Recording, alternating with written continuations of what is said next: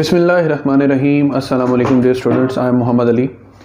Students, हमारा जो next topic है टेस्ट लेक्चर का वो है वेव पार्टिकल ड्यूअलिटी। इसकी बेसिक्स तो आप एफएससी लेक्चर से अंडरस्टैंड कर सकते हैं। मैं ज़्यादातर इसके की कॉन्सेप्ट्स पे रहूँगा जो एमसीक्यू सॉल्व करने में काम आएंगे।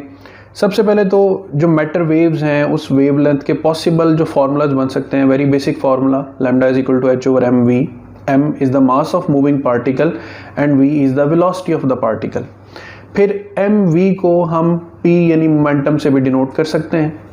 फिर जो पी मोमेंटम है it can be written as under root 2 M E. उसकी डेरिवेशन मैंने यहाँ पर बताई है कि काइनेटिक एनर्जी क्या होती है 1/2 एम वी स्क्वायर। तो इस इक्वेशन को एम से मल्टीप्लाई और डिवाइड करें तो M square V square over 2m। M square V square can be written as P square over 2m। तो ये 2m जब ई से मल्टीप्लाई होगा तो हम p की इक्वेशन लिख सकते हैं under root 2 M E, where you have to remember that this e represents kinetic energy. तो kinetic energy is also equals to electron volt. When a particle moves through some potential difference it gains kinetic energy. Lastly, अगर कोई particle thermal energy से move कर रहा है तो kinetic energy जो आप थर्मोडायनामिक्स में पढ़ते हैं 3/2 kT for a particle. Mostly ये न्यूट्रॉन्स के लिए फॉर्मूला यूज हो सकता है। तो यहाँ पर जब हम 3/2 kT लिखेंगे 2 से ये वाला 2 कैंसिल हो जाएगा और 3m kT। तो ये तो स्टूडेंट्स पॉसिबल फार्मूलाज आ गए।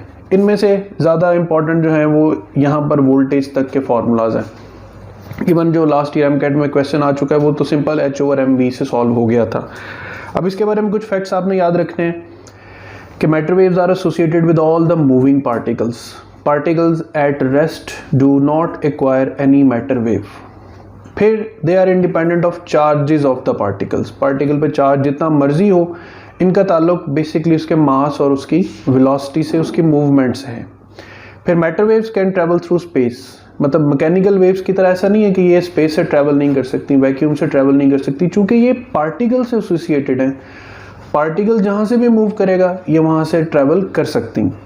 फिर matter waves can interfere and diffract. Matter waves interference produce कर सकती हैं और डायफ्रैक्शन भी प्रोड्यूस कर सकती हैं। Then matter waves are observe for atomic size particles. अब बुक में एग्जांपल देखते हैं कि जो टेनिस बॉल है उसके लिए जो वेवलेंथ है वो इतनी स्मॉलर है कि वो अनऑब्जर्वेबल है, लेकिन इलेक्ट्रॉन्स के लिए जो वेवलेंथ है वो इतनी ऑब्जर्वेबल है कि their size is nearly comparable with the wavelength of X rays. अच्छा, फिर उसमें जब स्टूडेंट्स अब आगे मैं आपको जितना भी वर्किंग करवाऊंगा उसमें कुछ मेन पॉइंट्स हैं कि अगर आपके पास दो पार्टिकल्स की वेवलेंथ अनइक्वल है, यानी पूछा जाए कि किसकी वेवलेंथ स्मॉलर या किसकी वेवलेंथ ग्रेटर होगी, तो फिर कंडीशंस की क्या दी जाएंगी। फॉर एग्जांपल अगर वो कहे कि एक छोटे पार्टिकल की स्पीड मूव करने की स्पीड जो है वो बड़े पार्टिकल की स्पीड के इक्वल है, तो फिर याद रखें जो वेवलेंथ है मैटर वेव की वो स्मॉल पार्टिकल की ज़्यादा होगी और बड़े पार्टिकल की कम होगी। अगेन लिसन, अगर एक छोटा और एक बड़ा पार्टिकल सेम स्पीड से ट्रैवल करें तो जो लैम्डा ऑफ स्मॉल पार्टिकल है it will be greater than the lambda of bigger particle. Similarly velocity के केस के साथ काइनेटिक एनर्जी पे आ जाए।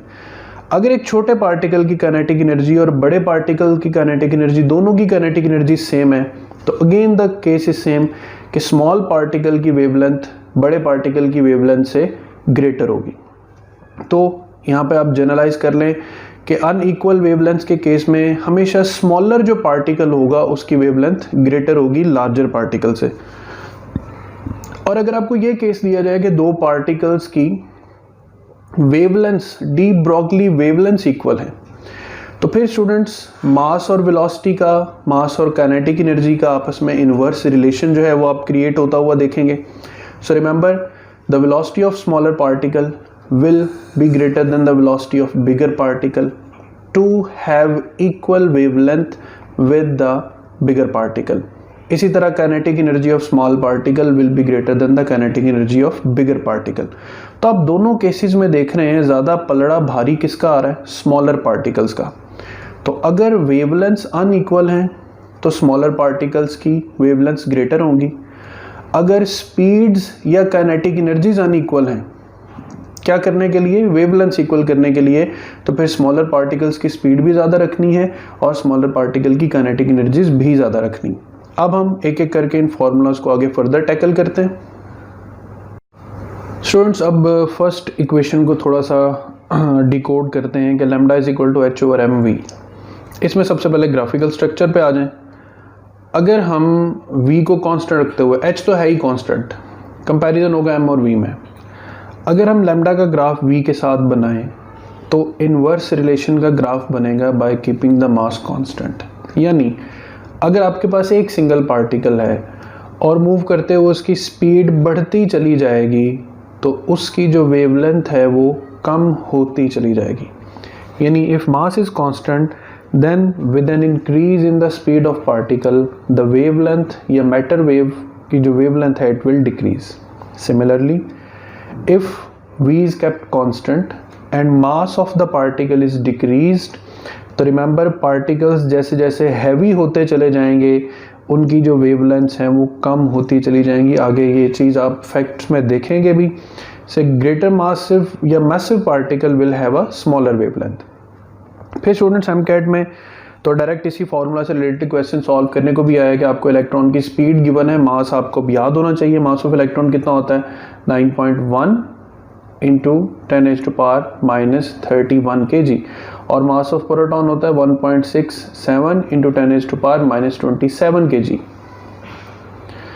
तो अब मैंने यहाँ पर फॉर्मूलाज थोड़ा सा शॉर्टकट फॉर्म में बनाए हैं कि h ओवर एम ई को सॉल्व करें तो 7.2 10⁻⁴ आता है। v तो कोई भी आपको गिवन हो सकता है।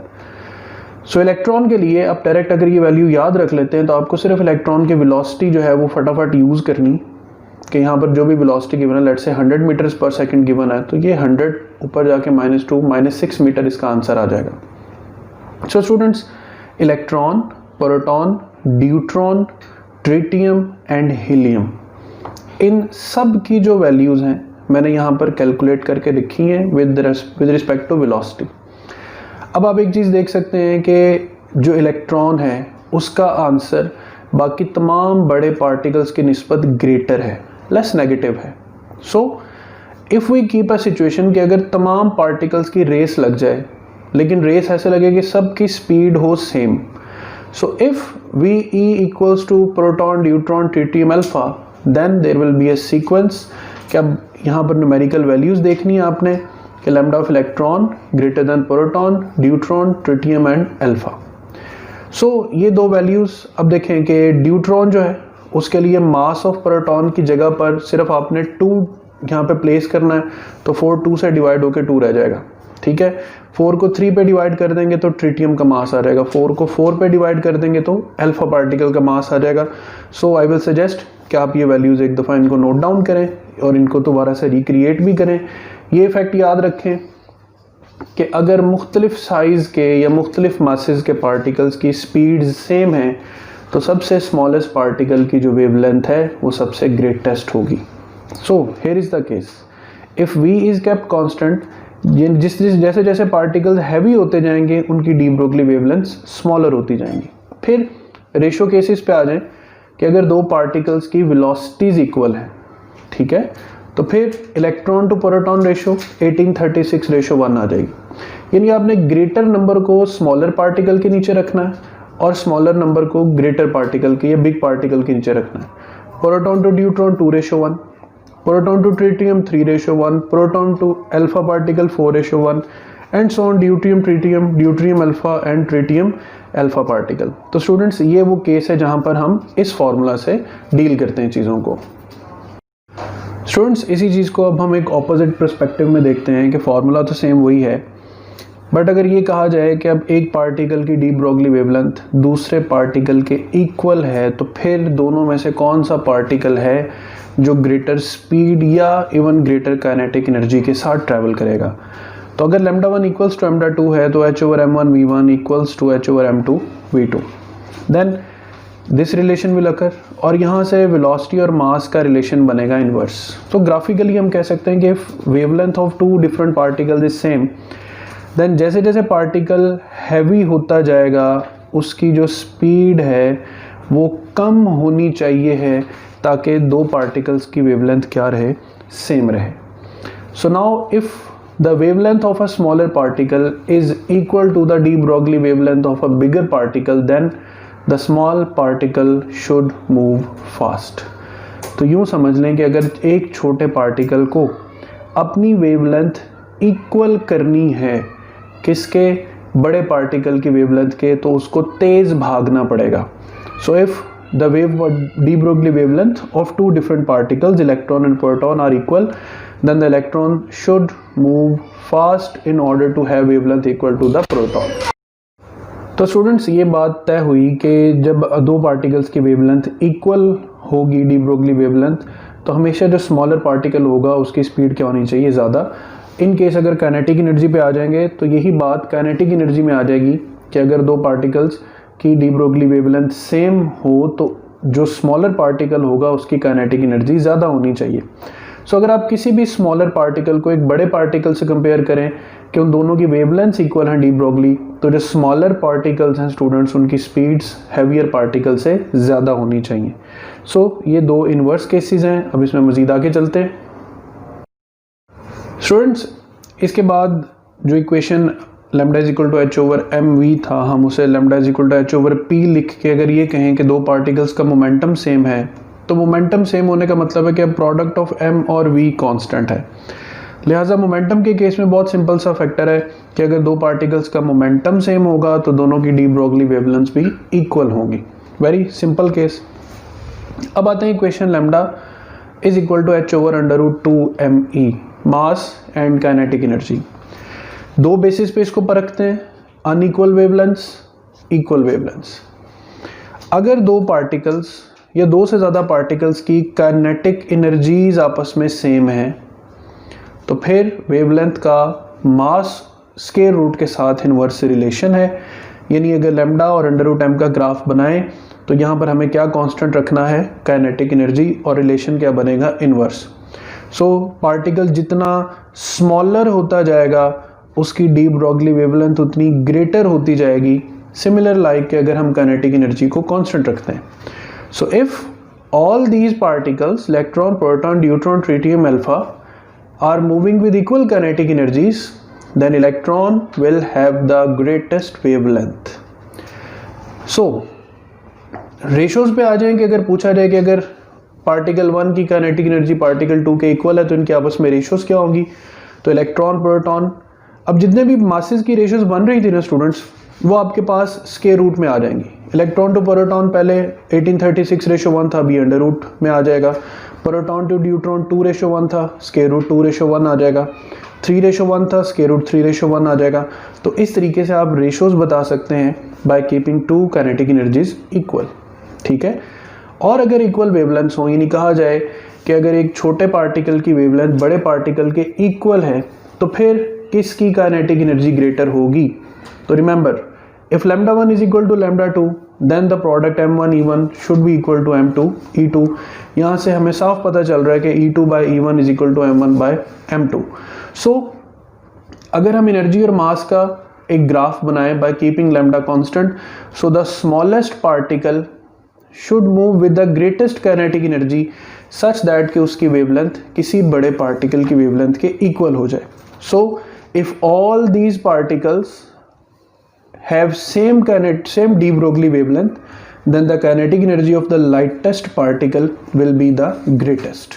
So अगर दो पार्टिकल्स की काइनेटिक एनर्जी सेम है तो वेवलेंथ का स्क्वायर रूट ऑफ मास के साथ इनवर्स रिलेशन है, और अगर दो पार्टिकल्स की वेवलेंथ डी ब्रोगली सेम है तो फिर एनर्जी का मास के साथ इनवर्स रिलेशन है. तो ये केस हो गया विद एनर्जी. अब हम बात करते हैं पोटेंशियल डिफरेंस के अकॉर्डिंग. तो इक्वेशन है lambda is equal to H over under root 2 me. अब ये वो वाहिद इक्वेशन है जिसमें चार्ज की भी इन्वॉल्वमेंट हो जाती है.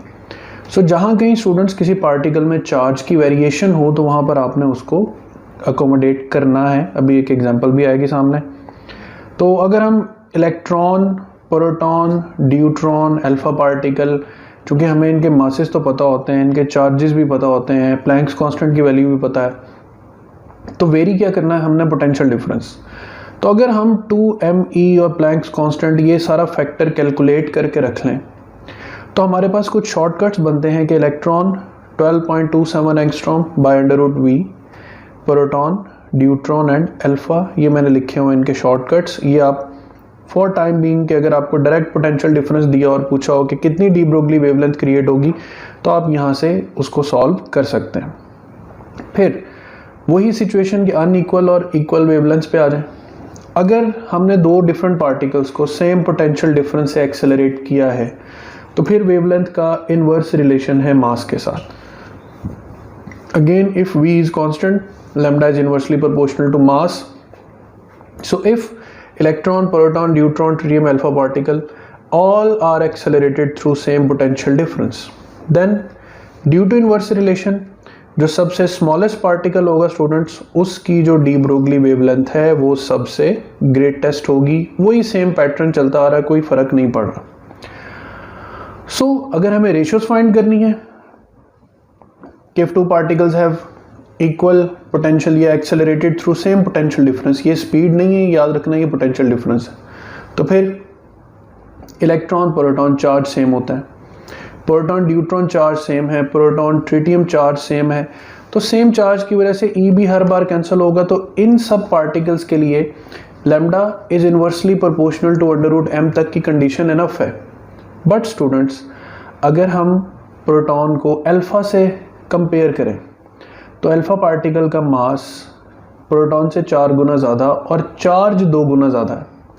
सो अब हमारे पास जो इक्वेशन होगी, मैं उसको यहाँ पे दोबारा रीराइट कर देता हूँ कि चूंकि इनवर्स रिलेशन है तो यहाँ पर अंडर रूट में मास ऑफ अल्फा और चार्ज ऑफ अल्फा पार्टिकल आएगा, यहाँ पे ratio mass of proton ratio mass of proton charge of proton आ जाएगा। अब मास ऑफ अल्फा पार्टिकल होता है 4m, चार्ज होता है 2e, दूसरी तरफ है सिर्फ me, तो हमारे पास यहाँ पे बचेगा √8:1 और √8:1 को आप 2√2:1 भी लिख सकते हैं। सो जहाँ पर चार्ज डिफरेंट हुआ दोनों में, हमने वहाँ पर प्रोपोर्शनलिटी सिर्फ m के साथ नहीं ली, हमने प्रोपोर्शनल 1/√me के साथ कंसीडर कर ली। ये इस बात का खास ख्याल रखना है। फिर अगर वेवलेंथ्स इक्वल हैं, यानी दो डिफरेंट पार्टिकल्स की वेवलेंथ्स बराबर हैं, तो मास और पोटेंशियल डिफरेंस का रिलेशन इनवर्स है। So very simply, so for having equal wavelengths, smallest particle should be accelerated through the maximum potential difference। तो फिर उस पार्टिकल को सबसे ज़्यादा पोटेंशियल डिफरेंस रिक्वायर होगा जिसका साइज या जिसका मास सबसे कम होगा। तो ये तो होगी स्टूडेंट्स बात पोटेंशियल डिफरेंस के साथ। तो यहाँ तक मैंने 3 केसेस में आपको बताया, velocity, kinetic energy end voltage. अब कुछ ट्रिकी क्वेश्चंस जो है वो देख लेते हैं कि क्वेश्चंस आए तो आपने उनको कैसे डील करना है, उस पर बात कर लेते हैं। स्टूडेंट्स अब एक क्वेश्चन फॉर एग्जांपल वो कहता है आपसे कि the wavelength of a particle reduces from 1 angstrom to 0.5 angstrom. अच्छा, जहाँ कहीं 0.5 हो तो इसका मतलब बेसिकली 1/2 होता है, ये आपके आसानी के लिए। तो उसकी वेवलेंथ 1 एंगस्ट्रॉम से 0.5 एंगस्ट्रॉम तक हमने रिड्यूस करनी है, यानी हाफ करनी है। तो हमें काइनेटिक एनर्जी को क्या करना चाहिए है? Decrease, increase, decrease 2 times, increase 2 times, decrease 4 times और इंक्रीज 4 टाइम। तो जल्दबाजी नहीं करनी, जब आपको मेथड आता है तो जल्दबाजी करने की ज़रूरत नहीं है।